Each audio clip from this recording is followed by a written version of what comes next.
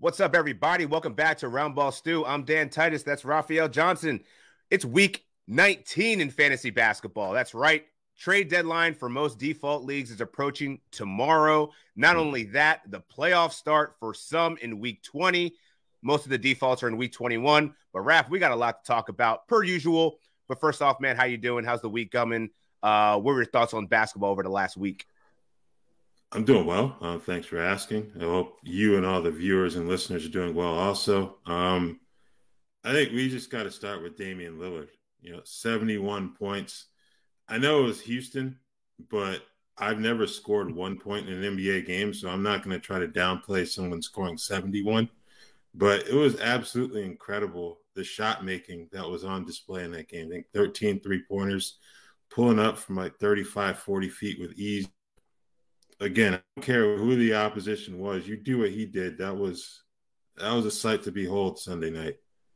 That was special. One off tying Clay's record for the most 3-pointers in a game. I watched the game and just you said it best, man. The way he was creating his shot, there's nothing you could do. Not to say that Houston isn't really the beacon of defensive efficiency here, but at the same time, you can't discount what Dame's doing. And I heard some pretty interesting discourse about where does Dame rank in terms of like shooters of all time, and he said that he belongs number 2, and I think he actually has a case for it, right? Like if you look at the accuracy that he has from distance, the only person that I think he shoots actually more accurate from 40 feet than Steph Curry does, but Steph kind of evolved the game to be where Dame is at. But if you're also looking at the way that he creates his shot, like he's not coming off ball. Like he's having to do this all on his own for the most part. So different kind of system. But, I think that Dame has really shown that, I don't know, he's one of the most prolific scorers of this generation. Like to be 6'3", doing that, like, the only person I've seen that gets buckets like that under 6'3" is probably Allen Iverson.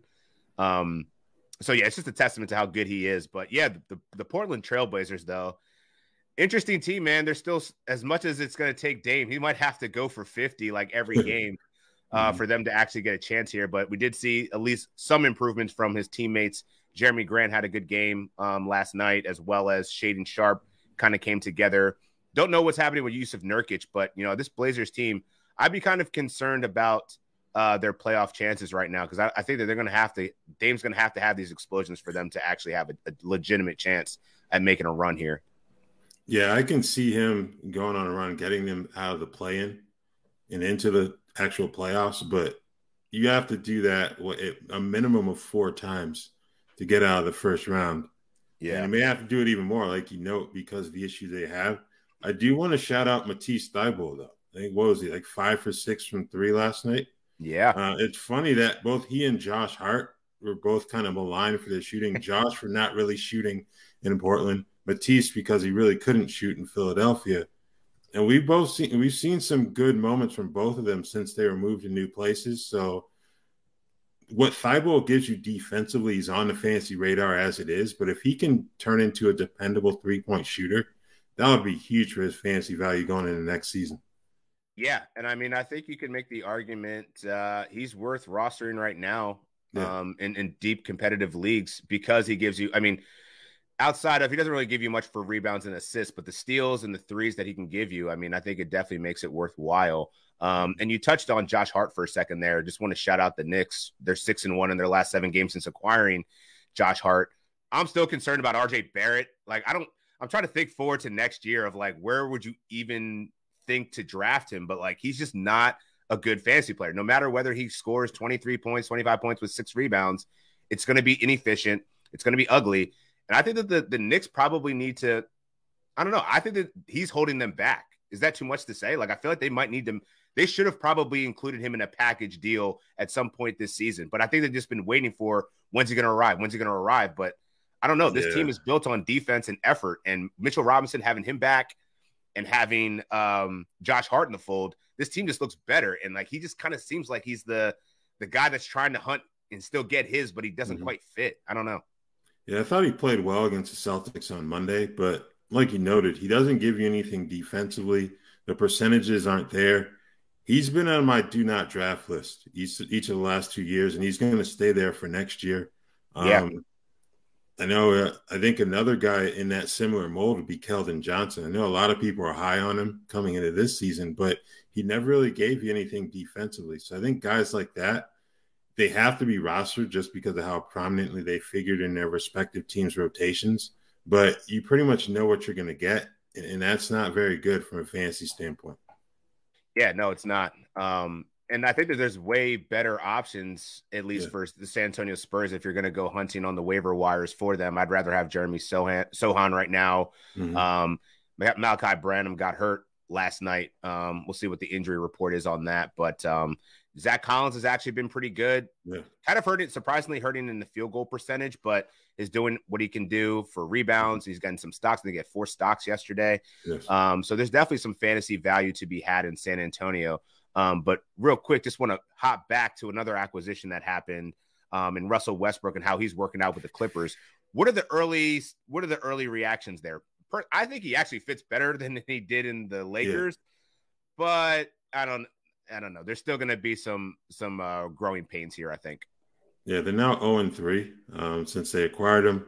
Lost last night to Minnesota. That's one of those games where you need that. Minnesota's trying to move up in the standings. The Clippers trying to kind of hold serve where they are. I think a non-fantasy point that needs to be said, the idea of the LA Clippers is greater than the reality of the LA Clippers, if we're being completely honest with you. Between injuries, injury management, we have Paul and Kawhi. They're back now. Paul's still on a bit of a minutes restriction. I think that has more to do with the segments that he plays within games as opposed to the minute total. But you got those guys. You're trying to work in Westbrook. They got Ivica Zubac back last night, which is big for them from a rebounding standpoint. Right. But, yeah, Russ, he'll get you the points, rebounds, and assists. But the turnovers concern me, not just for him, but the team as a whole. They had 24 last night, 25 in that double overtime loss to the Kings. Only had 12 against Denver on Sunday, but you're turning the ball over that much. That's a big issue. Yeah, and that's what you get with Russ, man. He's the IQ at this stage in the game. I just feel like this is not there. He just makes reckless passes. And then obviously this is still just some chemistry issues that they're trying to figure out playing together. I think they'll figure it out. I mean, they're still in pretty good standing, but it's a tight race in the West, so they're going to have to figure it out very quickly. And wanted to note one thing as a part of that. The Clippers – being that the trade deadline in most default leagues is tomorrow, I'll be looking to actually trade Kawhi Leonard and Paul George because they only play 8 games over. If your playoffs start in week 20, they only play 8 games, which is the lowest amount in the NBA.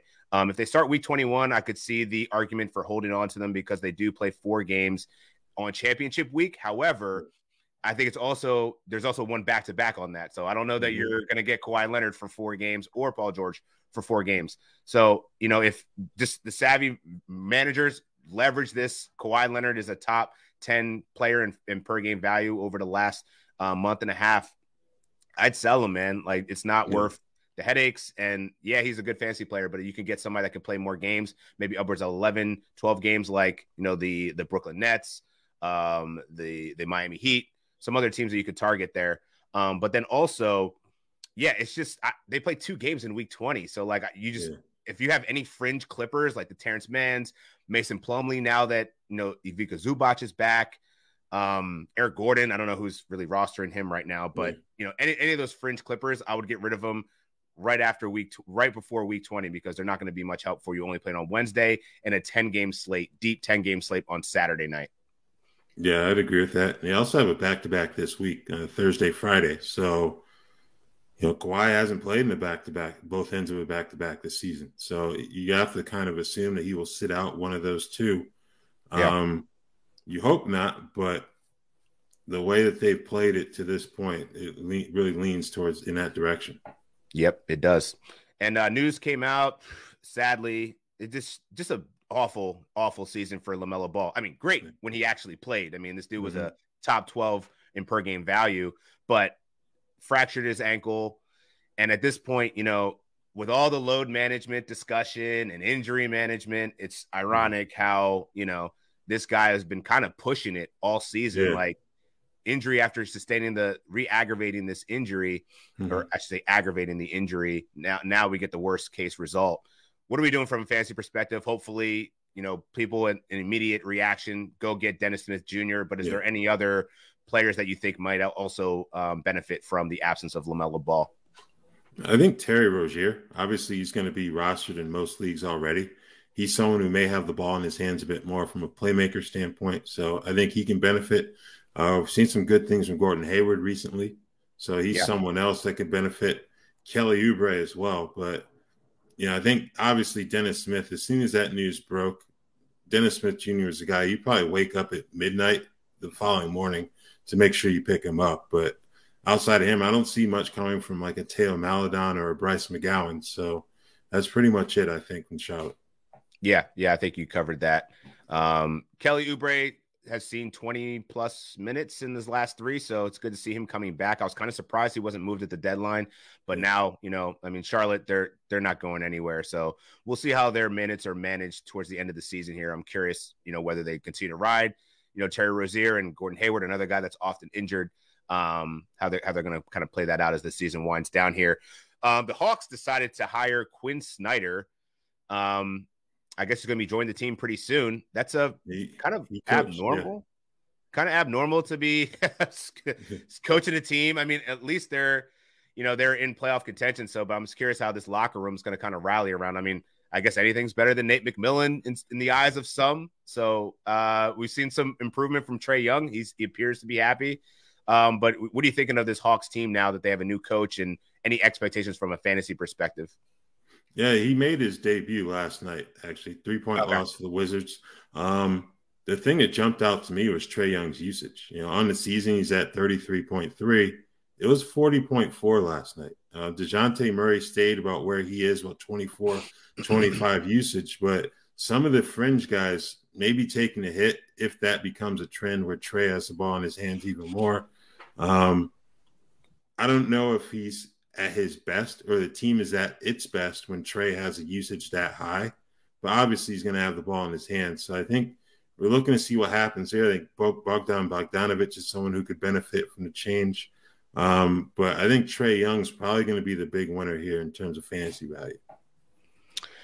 Yeah. I mean, I think now that John Collins is back to Sadiq Bey's time as a streamer is probably done. Yeah, I mean, that's a really good call out in terms of his usage rate. More pick and roll opportunities for him to probably get more assists. Only had 7 last game, but you put the ball in your best playmaker's hands, good things should happen. But yeah, Onyeka Okongwu is a guy that I think has been playing really well. I think his minutes are probably going to take a hit now as well. Now that the team is probably getting a little bit healthier. I'm a little bit worried about John Collins though, man. 26 minutes. Yeah, he's coming off an injury, but he's really been disappointing. So I don't know. That'd be a guy that I'd be looking to move at the trade deadline if you could. Just not seeing the production or level of production that you'd want to see of a player of his caliber.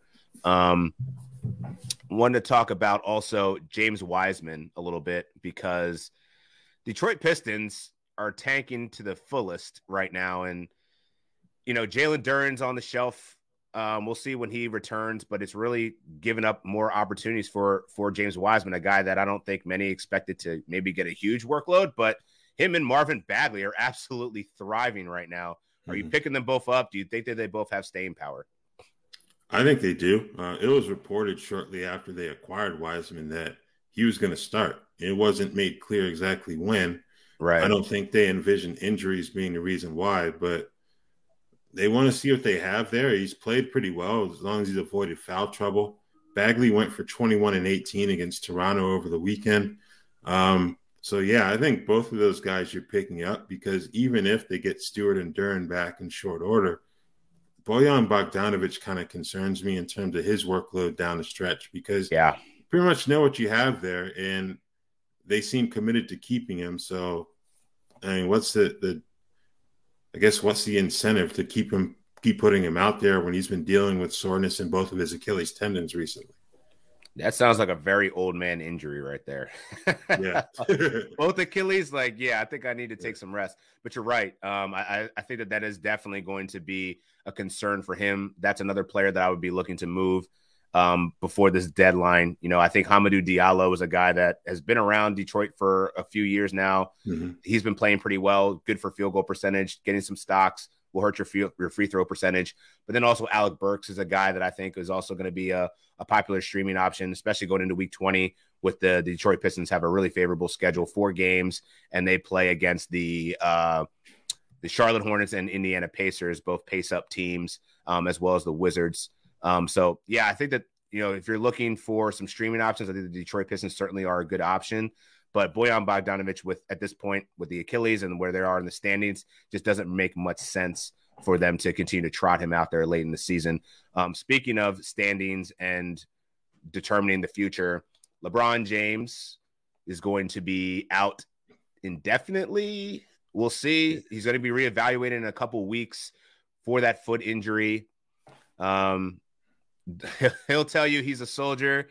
Talking to Pat Mahomes, he's not the only one that can play through an ankle injury. So it really sounds like his determination of whether he's going to come back is based on where the Lakers are in the standings and how he's feeling pain tolerance wise. Do you think he comes back? And what do you think the prospects of the Lakers making the playoffs are? I don't think he comes back. I think whenever you hear someone say, I heard a pop, and you suffer a lower body injury, that's really concerning. So they're talking about a minimum of 2 weeks before he's reevaluated. By that point, based on where they are in the standings, like they needed to get on a serious run to have a chance of avoiding the play-in. No LeBron, and they just lost to Memphis. Good thing for them they made that comeback against Dallas on Sunday. Yeah, but they needed that one. Yeah, but I don't think he's going to be back just because I think they're going to be too far behind. You add in a D'Angelo Russell injury. Anthony Davis, he's going to do what he can, but I don't know if they're going to have the firepower, especially with a really tough schedule coming up here. Yeah, they're 1 game back from the Pelicans right now in the 10th spot. And you figure just news update on Zion Williamson. He's going to be evaluated. He's going to be getting another MRI in a week. Mm-hmm. So we'll see what if he comes back. But I mean, for fantasy purposes, LeBron James is pretty much done. That's definitely going to hurt. So who are you picking up in the interim? I know Austin Reeves definitely going to benefit here, as well as Vando. But I think Jared Vanderbilt's probably more rostered. It's probably more of a shallow league ad if he's somehow, I don't know why he would be out there, but definitely would pick him up. But anyone else that you think is going to thrive in LeBron's absence? Yeah, I think it's either Reeves or Lonnie Walker at this point. Troy Brown Jr. did start for LeBron Tuesday night, and that lost to Memphis, but he didn't offer much of anything. No. And I think even if they continue to come off the bench, Reeves and Walker are better looks for fantasy than him. Yeah. Reeves, I like Reeves a lot, man. He's very efficient, could shoot the three, does a little bit of everything. And I think he's going to be – he was already in the closing lineup before LeBron's injury. So I think Darvin Ham certainly is trusting him in these situations. But this is about to be Anthony Davis to the moon. That's assuming he does. I don't know, man. You can never tell with AD, man. Healthy, Right. breathe on him wrong, and he's missing 3 weeks, as Reggie Miller stated. Let's talk some buy, sell, hold, man. Let's get to it at the top of it. Paolo Banchero broke out of his slump, had like 29 points a couple of games ago, but man, this guy cannot hit a 3-pointer. Shooting like 3% right now for the month of February. What are you doing with him right now? He's ranked outside the top 350 in per game value over the last month. Is this a guy that you'd be looking to get out of the slump as we approach the final 3-4 weeks of the fantasy basketball season, or what are you thinking about doing here?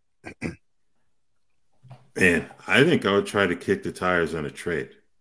He's too good and too valuable to that team to just outright drop in a fantasy league, obviously. But I think that's something where I would try to sell someone on, hey, he broke out of his slump the other night, scored 29 points.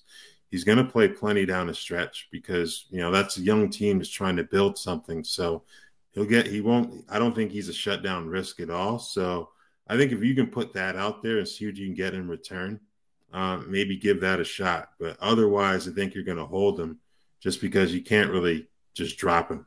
So. Yeah, and Orlando's 2.5 games back on the 10th spot. So yeah, they're gonna they weren't really active sellers at the deadline outside of Mo Bamba. So, I think that they are going to certainly try to make a push for it. That's good for Paolo. Paolo's minutes are secure. I think you're right. Use this as the sell high opportunity for sure. Nick Richards. What are you doing with him? Or did you think he's worthy of a streaming option now? The Charlotte Hornets have a decent schedule coming up over the next couple of weeks. What are you doing with him? I mean, he could be a low-end double-double, but do you think he's worth streaming and holding on to in competitive leagues?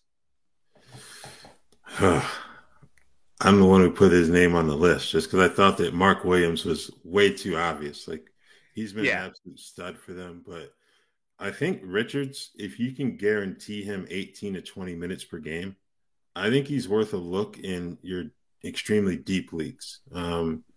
Not so much a standard pickup, but I think he's worth a shout there. But I'd love to hear your thoughts on this too. So being that where we are in terms of strategy, if you have a bye going into week 20, I would actually trade Mark Williams and Nick Richards because in week 21, they play 2 games. Mm-hmm. And those games are on, let me double check here. They play on 8 games Tuesday and a 8-game Friday. So you should be able to play them. However, week 21, man, you could have several other teams that could give you 2 extra games. So the fact that I'd say Mark Williams is probably I'd be more interested in holding on to him if you did have to make that decision. Nick Richards to me is expendable after week 20 because of their schedule. But if you're grappling for a playoff spot for week 20, I'm okay with, scrapping it out with Mark Williams for sure. And also Nick Richards, because at least the Hornets play 4 games, and those 4 games, more importantly, the Knicks, very scrappy team. Who knows? Mark Williams could get into foul trouble. He could get minutes there. Detroit, I mean, that's going to be going up against Marvin Bagley, who plays 0 defense. Mm-hmm. And then you got Utah. So very big, friendly teams that at least trot out a big man that won't run him off the court. So I think that actually gives Nick Richards a little bit of staying power in week 20. But yeah, week 21, I'd probably be bailing on the Charlotte Hornets in general. But yeah, so to answer the question, if you're in a bye week, I'm selling. If you're fighting for your life, I'd hold on to him. All right. And all right. So for the next thing, man, let's just get into some scheduling stuff for you got one more. One more name. Someone in the comments asked about him, and I think it's a good shout because he's been close to a top 100 player over the last month. Charles Bassey, backing up Zach Collins in San Antonio. I don't know. I like him, but I'd love to hear, is he someone that we're looking to buy right now, or is he kind of just a hold? But he's only 8% rostered, so he's going to be available in a lot of leagues right now. I mean, their stat lines are actually pretty similar, right? Like 8 over his last 5, 8 points, 8 rebounds, a block and a steal, 53% from the field. I think that's definitely worth back end. That's worth back end bench depth, especially at this stage in the game. Looking at the schedule for next week, the Spurs play 2 games, so not ideal. And one of those games, I believe, no, so they're on the lighter slates at least. Yeah. They're playing Denver and OKC, which it's always fun playing OKC. Mm-hmm. But if you look ahead to the week next to that, they do play 4 games, and it's a really good schedule in week 21 versus actually not as Orlando, Memphis, and Atlanta, and Dallas, who's also, I mean, they're getting Maxi Kleber back, which is a godsend for them for defensively. So yeah, I think Bassey, maybe not. You might have to drop him for week 20, but I would pick him back up in week 21, especially with the San Antonio Spurs trying to figure out what they have in their youth. I think it's definitely worth holding on to. But yeah, week 20, if you're fighting for contention, you're probably going to unfortunately have to drop them, considering that they don't play until they don't play till Wednesday. So yeah, so that's you're right. Friday. Yeah, no, you're dropping them. You got to drop them.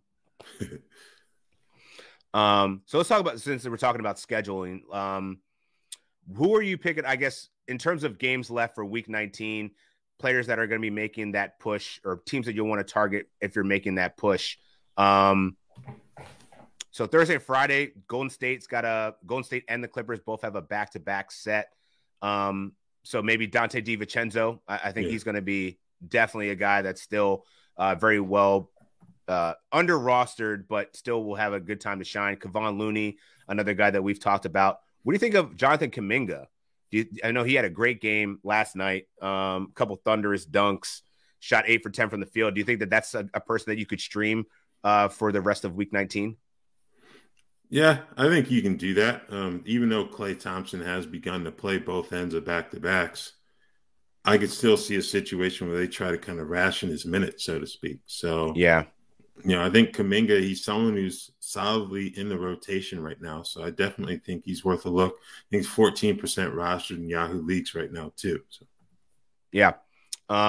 Teams I'm avoiding, Cleveland. I mean, not that there's much fantasy value to be had there. It's like really Karis LeVert.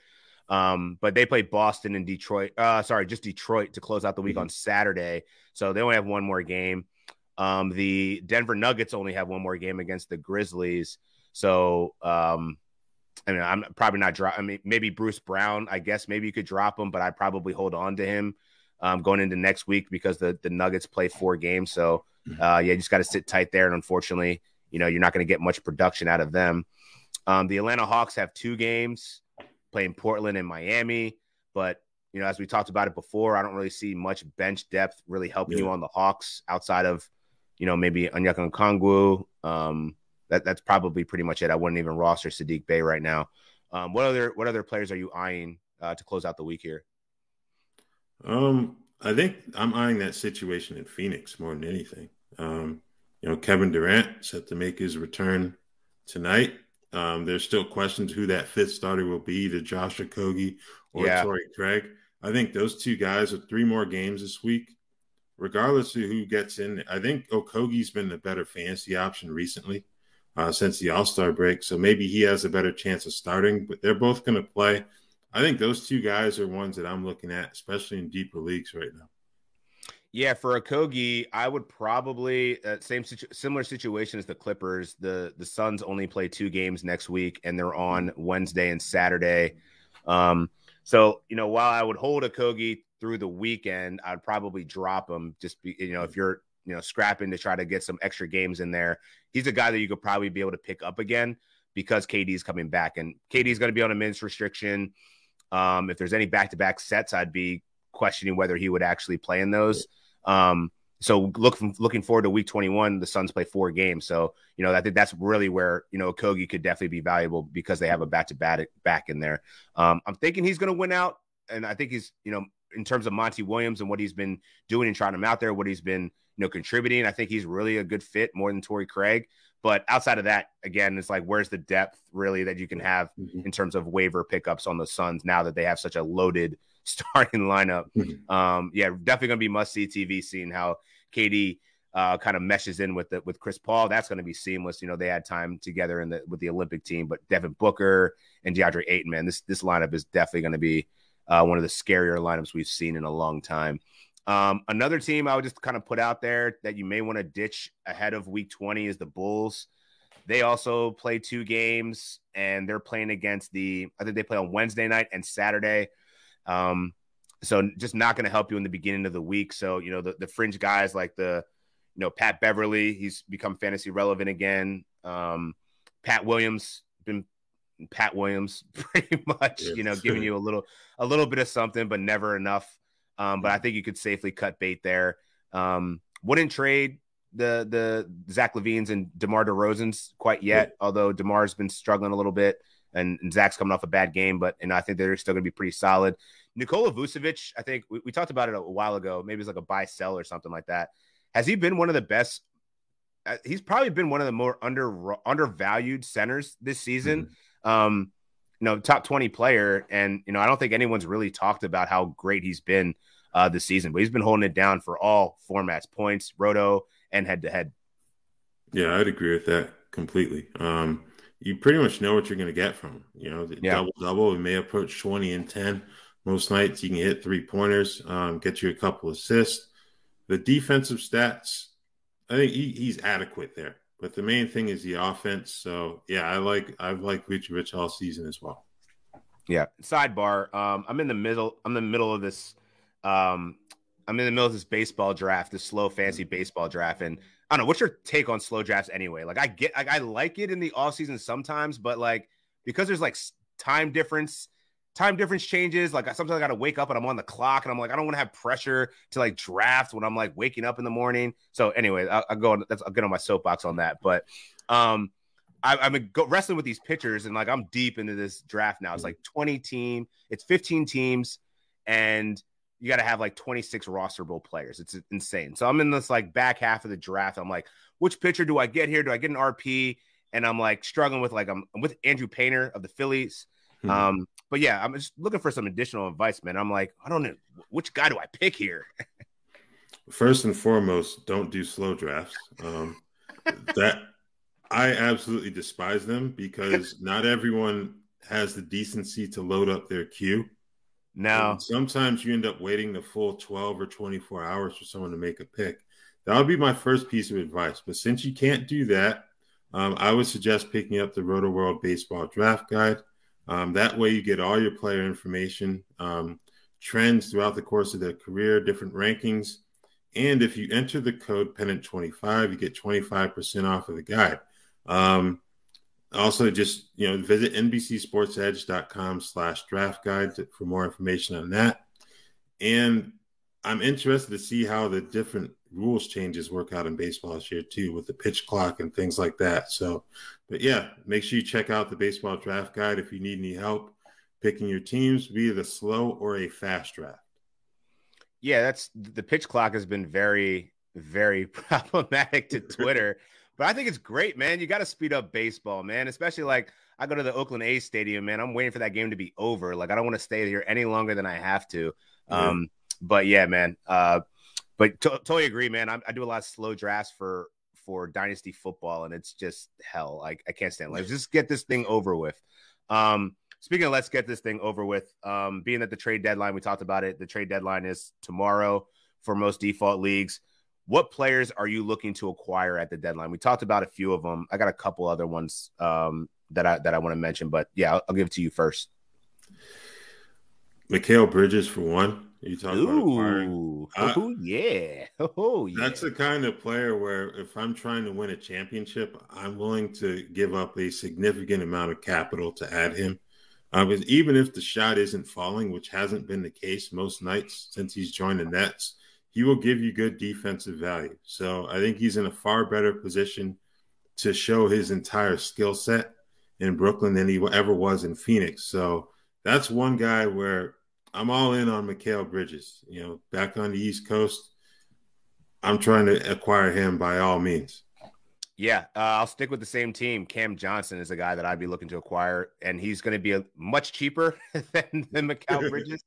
But he's a guy that I think is really going to thrive down the stretch here. We've already started to see his offensive game kind of start to open up a little bit. He mentioned talking to Jacques Vaughn at an oppressor. They were still trying to figure out the defensive assignments because it's so different than being in Phoenix.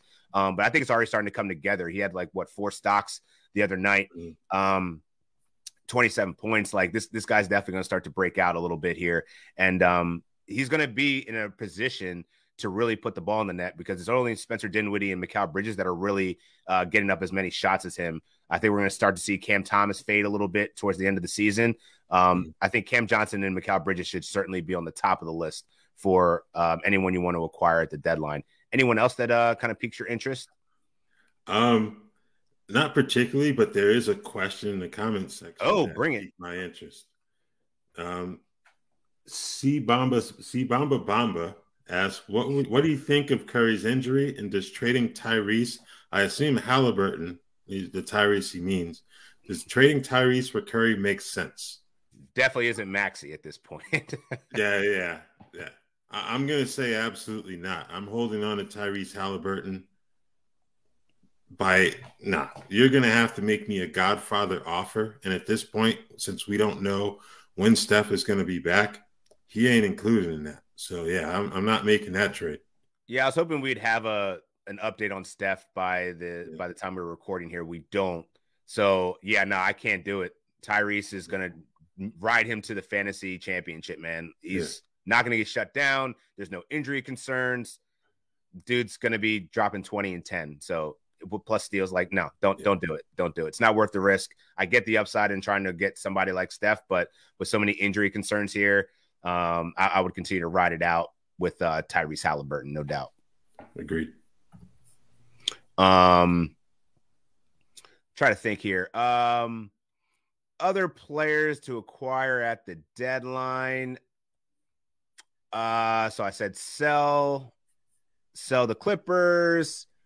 Trying to think of some names off the top of my head here. DeJounte Murray. What would you do with him at the deadline? I would try to sell him. I think his usage is going to remain about where it was, as we discussed earlier in the show. If Trae Young's going to be hitting high 30s, 40% usage, DeJounte, as good as he can be defensively, and when he does have the ball in his hands, I think that's going to be a pretty big hit to his value. So you certainly don't want to cheap out on what you get in return for him, but that's someone that I would strongly consider moving at this point. I feel that. I got a question on Twitter. Mm-hmm. Let me run it by you real quick. Keeper League. He's got LaMelo. You got to keep two between LaMelo, JJ, Evan Mobley, and Cade Cunningham. I'm definitely keeping 12 team, 9 cap. Yeah. I'm definitely keeping Jaren Jackson Jr. Even if he misses time, as we've seen, when he's on the court, you can't get that block potential from many other players in the NBA. I think he's third in total blocks, leads the league in average blocks per game. So, yeah, he's one that I'm keeping for sure. So you got Evan Mobley, LaMelo Ball, and Cade Cunningham. Man, that's a bit of a dilemma there. I think I would lean LaMelo, and you just kind of hope that the injuries aren't a trend of what's to come for him. But just because he's going to have the ball in his hands so much in Charlotte once he gets back next season, I would keep him over Cade just because there's too many moving parts, I think, in Detroit right now and how they're all going to fit together. Obviously, he's a huge part of their rebuild, but how does he fit with Wiseman, Durant, Stewart, all those guys, Jaden Ivey? So I think I like LaMelo's situation a bit more there than Cade. So I'm going to go a slightly different direction. Agree, JJJ is definitely the hold, and got to shout out that monster putback he had on Anthony Davis last night. My God, like that definitely should be a candidate for dunk of the year because of the authority in which he threw that ball through the rim.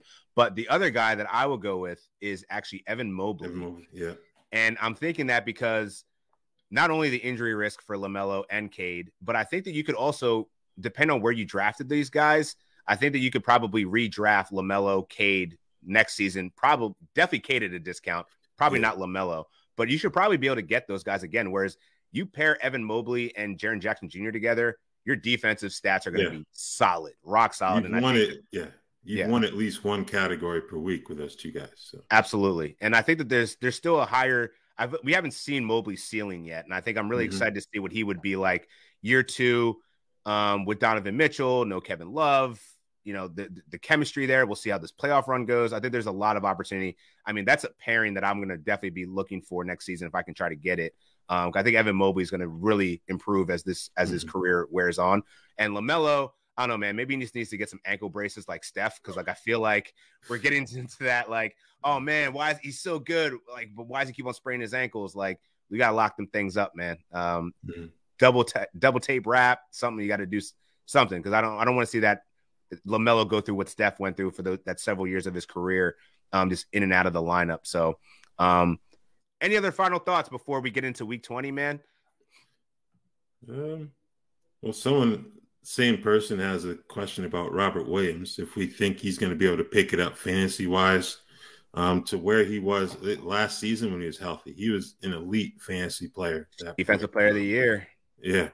So I I think he will. I just don't know if it'll be this season, just because of the pieces that they have, and the fact that they're trying to really monitor his minutes before the actual playoffs. So I think it's more of a futures type hold with Robert Williams personally.